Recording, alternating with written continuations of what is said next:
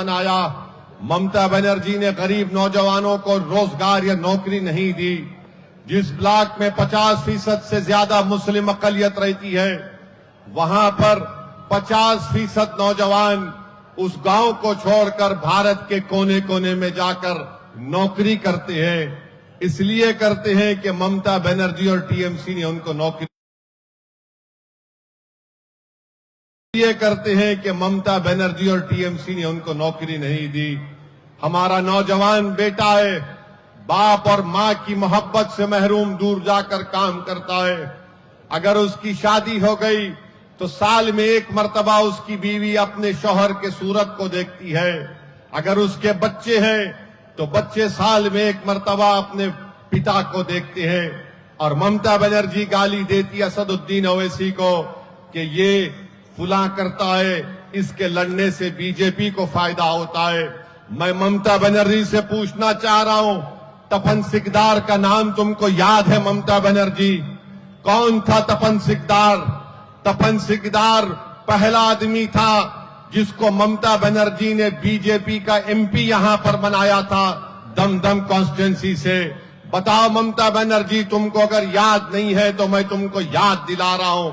तुमने बंगाल में बीजेपी को मजबूत किया, तुमने बंगाल में बीजेपी के एमपी को बनाया, तुमने बीजेपी के साथ रेलवे मंत्री बने, तुमने बीजेपी का उस वक्त साथ दिया जब गुजरात की सरजमीन पर मुसलमानों का कत्लेआम हो रहा था, जब नरेंद्र मोदी वहां के मुख्यमंत्री थे, तुमने बीजेपी का साथ दिया।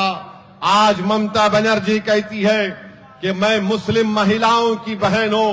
तो बताओ ममता बनर्जी, क्या तुम जानती हो बिल्किस बानो को, जो हामिला थी, प्रेग्नेंट थी, उसको 11 लोगों ने उसकी इज्जत लूटी, उसके सामने उसके छोटे बेटे को कत्ल कर दिया।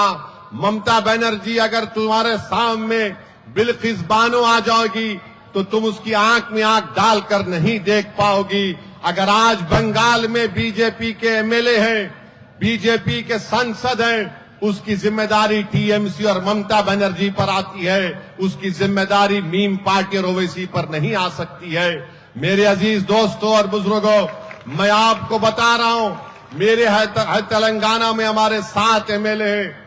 मेरे पार्लियामेंट के सेगमेंट में आप जाकर पूछ लो कि एक नया उस्मानिया हॉस्पिटल बन रहा है, कितने की लागत का बन रहा है? करीब 1000 करोड़ की लागत का एक अस्पताल बन रहा है।